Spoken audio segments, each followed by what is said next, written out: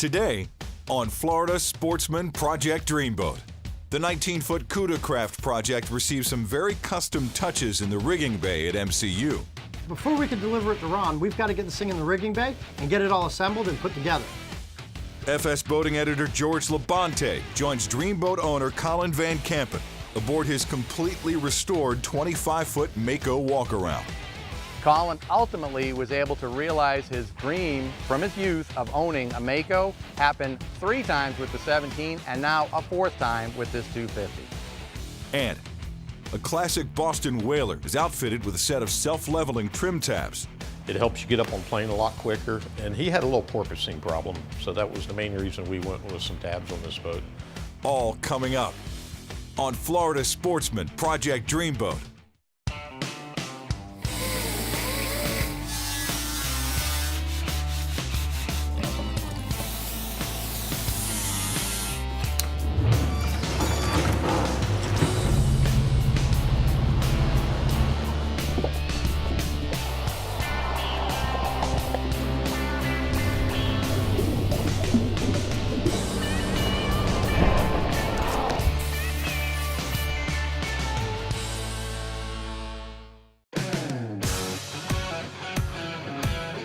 All right guys, so we've got this Cuda Craft moving along really well. This boat initially came into the shop for a simple fuel tank installation, and it morphed into a huge project.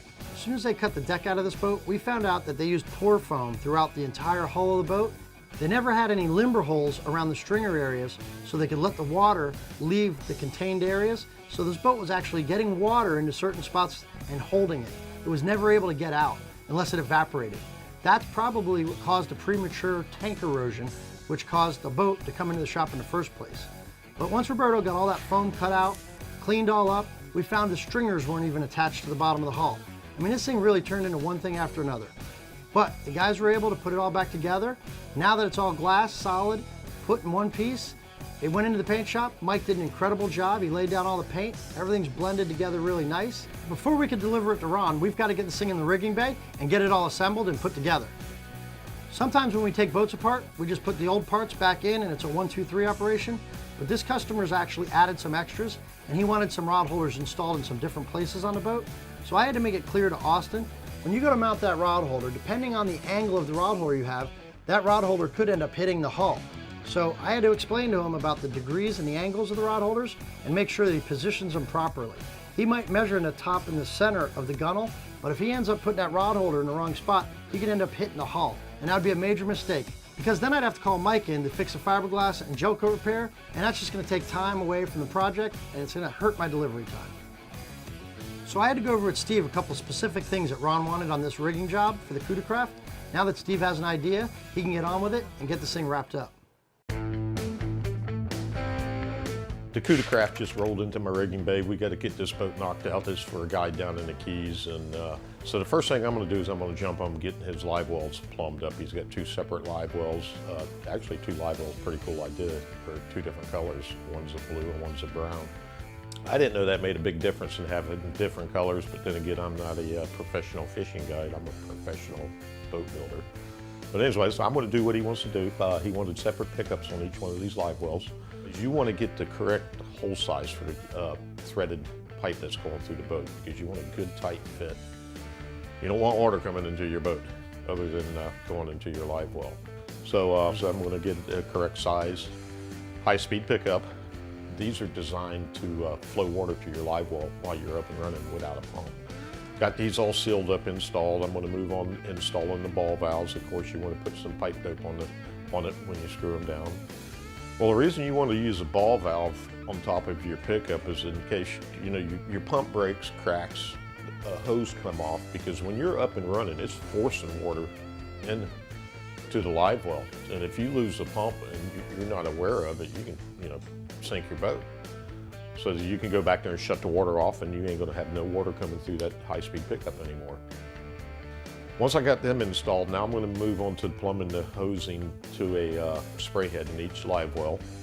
And I'm also going to install an overflow for the live well. The live well will fill up to a certain point and it will constantly flow out.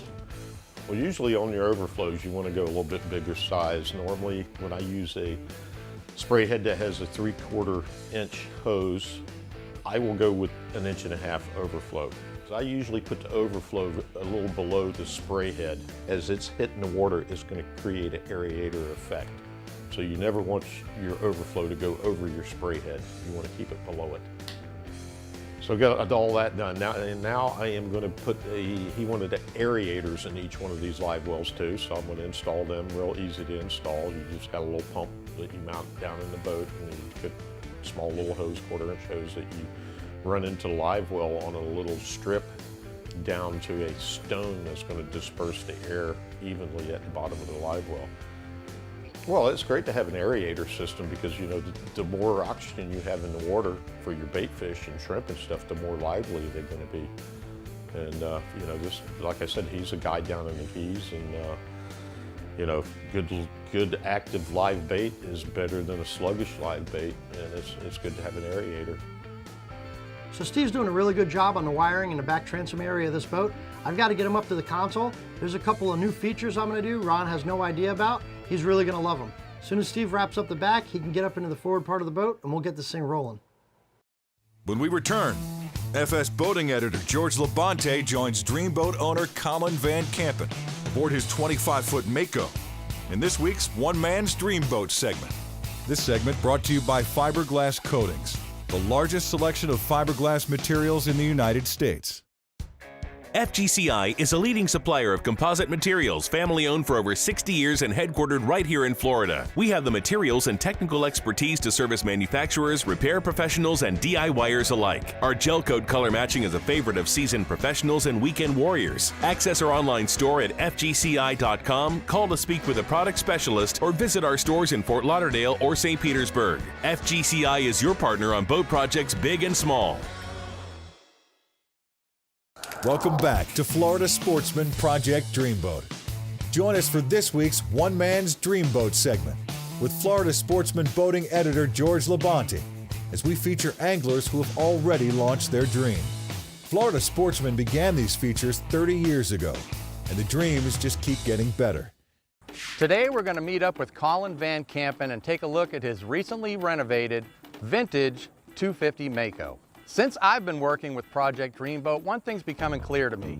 There's a lot of people that want to do a job on a boat so they can have the boat at the end of the road. Then there's a lot of people who also are really into the process. Colin definitely falls into the latter category. For him, it's as much about doing the work as it is about the end product.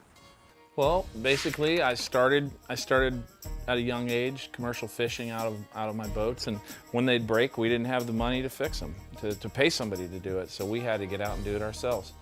And then as things went along, I was buying boats just the hull only, and then I would start plumbing it and wiring it, mounting the engines and setting the throttles, gear shifters and everything. And I really started to like it. Then I figured out that I could buy an older boat and fix that up for half the price and have a really nice boat the way I want it. I found now that I actually like working on the boats more than using them. I like the Mako line because as a kid growing up, I'd always look at these boats that we could never afford them, but I would go and look at them and just dream about how awesome that would be to have my own boat, and this would be it. Colin ultimately was able to realize his dream from his youth of owning a Mako happen 3 times with the 17 and now a 4th time with this 250. The weird part was, for this boat, everything worked.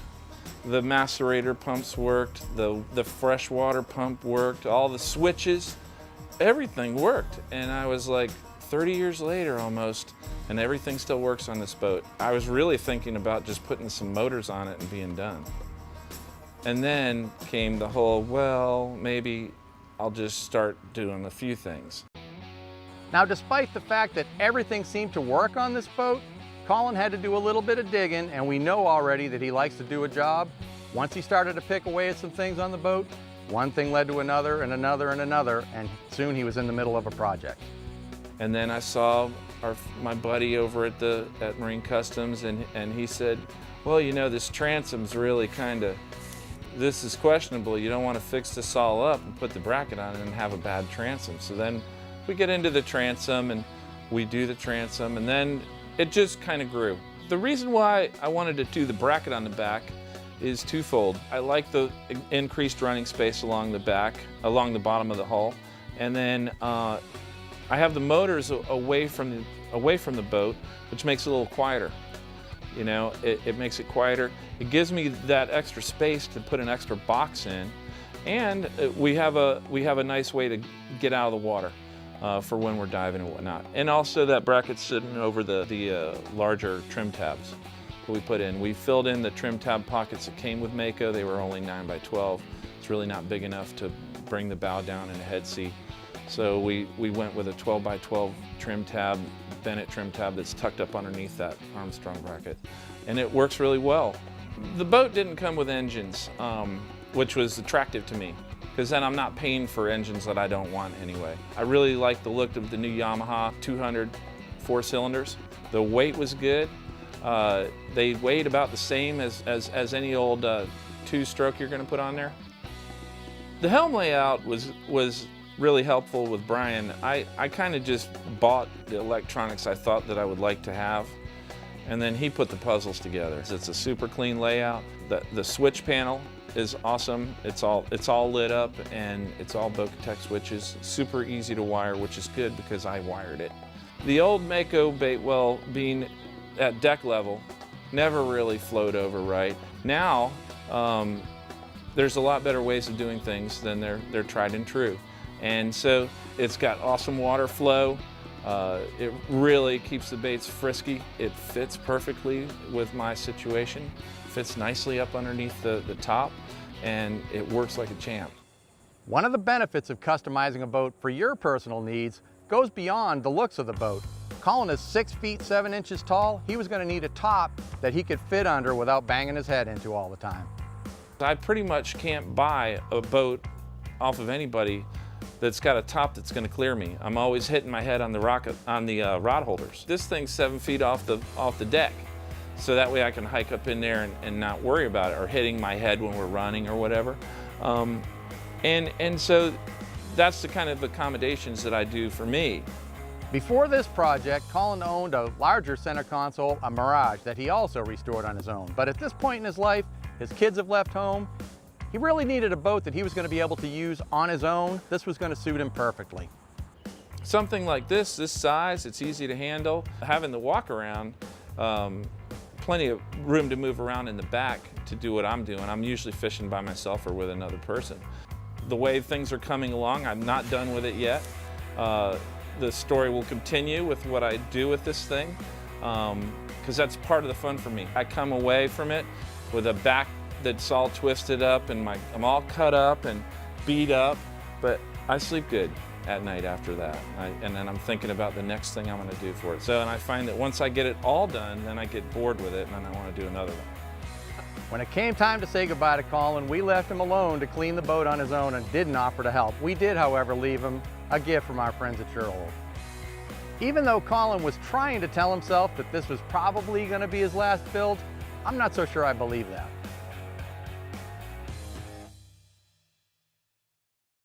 After spending $4,500 on the hull and $60,000 on repairs and custom modifications, the cost of Colin's Dreamboat comes to a total of approximately $64,500. When we return, in the rigging bay at MCU, a classic Boston whaler is outfitted with a set of self-leveling trim tabs. This segment brought to you by Yamaha. Reliability starts here. Yamaha's 4.2-liter V6 offshore 4-strokes. For those that like their V6 lighter, faster, and stronger. Setting new standards for power, efficiency, speed, and lightweight. Built for the rigors of offshore boating. Packed with Yamaha's legendary reliability. And now Yamaha's 4.2-liter V6 4-strokes offer a choice between digital or mechanical controls to match your rigging preference. Yamaha. Reliability starts here. Welcome back to Florida Sportsman Project Dreamboat. Join us as Steve the Legend Altenhoff installs self-leveling trim tabs on a classic Boston whaler. So I had one of my good customers call me up and tell me it was time for his annual service on a 17 whaler. I sent the guys down to get the boat, and one of the guys made a comment to me that the bow rises a lot when he goes to take off. This would be the perfect boat to install some Bennett self-leveling tabs. These things don't require switches or electrical components. You pretty much just mount them on the back of the boat and they work independently of any other assistance. It's pretty neat, and I think he's gonna love it. I'm not even gonna tell him I'm doing it. I'm just gonna wait till he goes to take off in his boat next time, and he's gonna tell me the thing's running way better. I know this guy, and this is gonna be a good one. I can't wait to see his reaction when he gets his boat back. Brian just came up to me and he said, we've got this little Boston whaler out here that needs some trim tabs.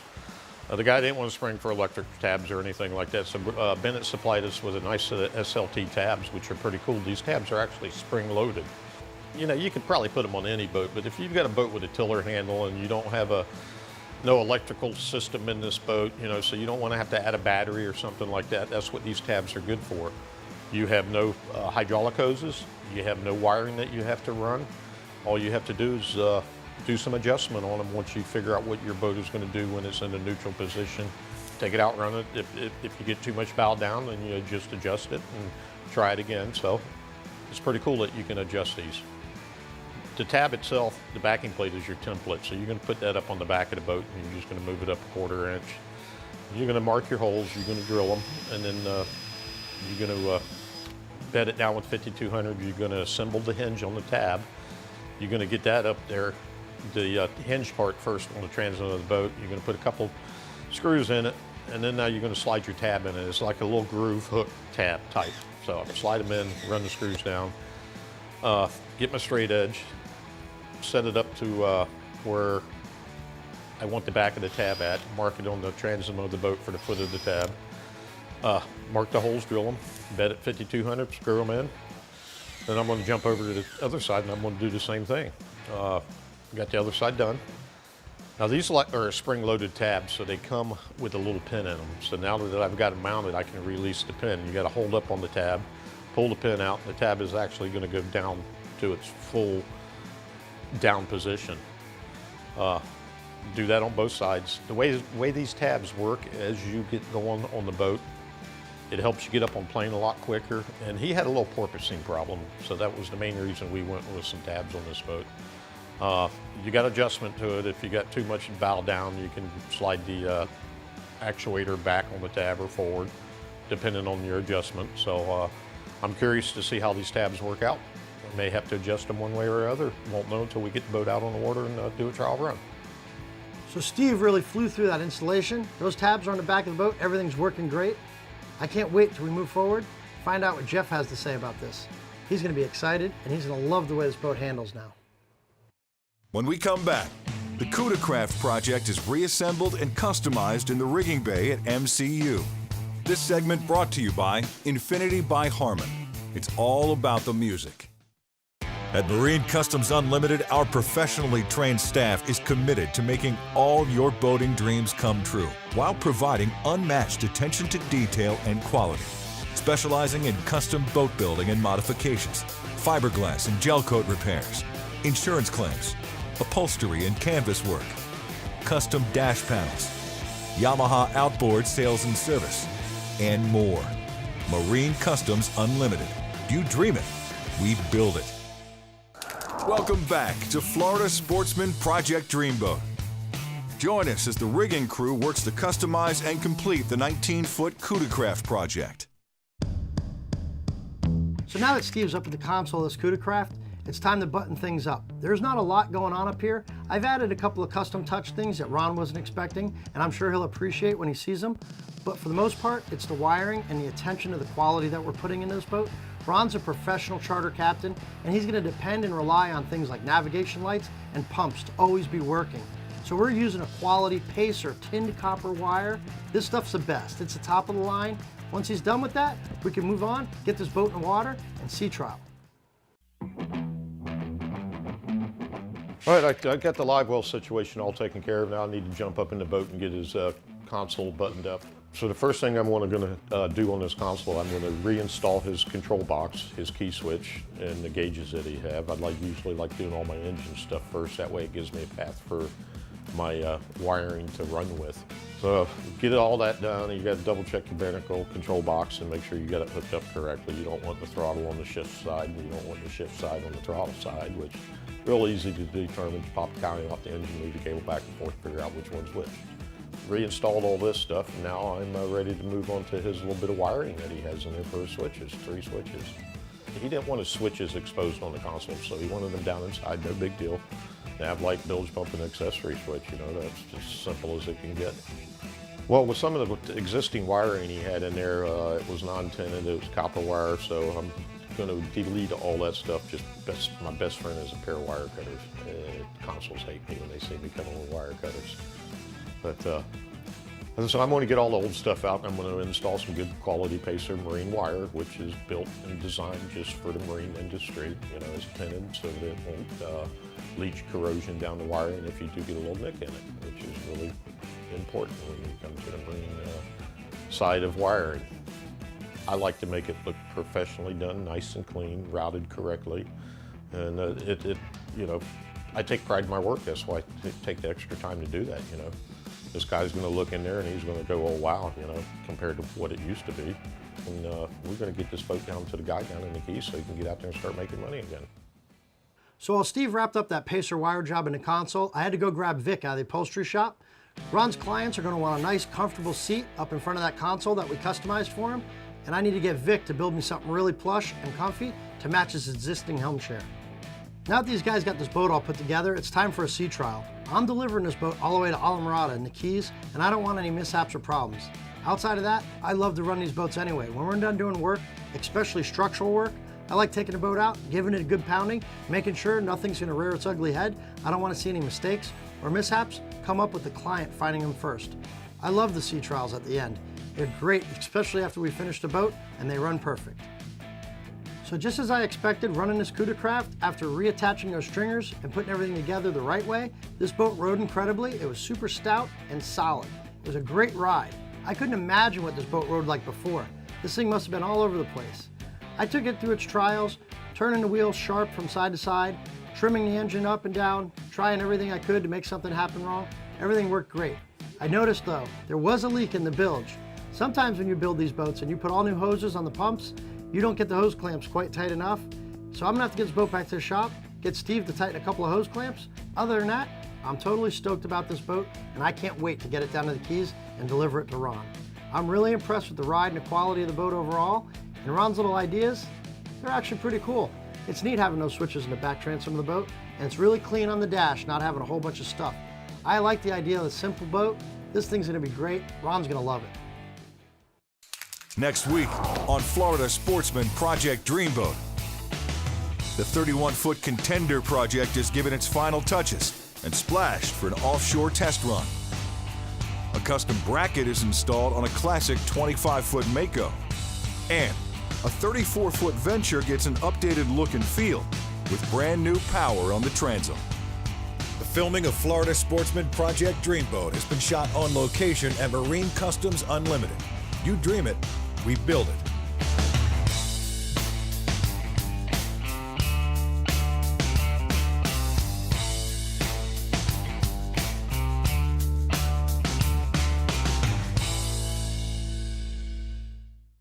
If you've completed or working on your own dreamboat, we'd love to hear about it. Email George at george.labonte@outdoorsg.com, and we might just feature your project on the show.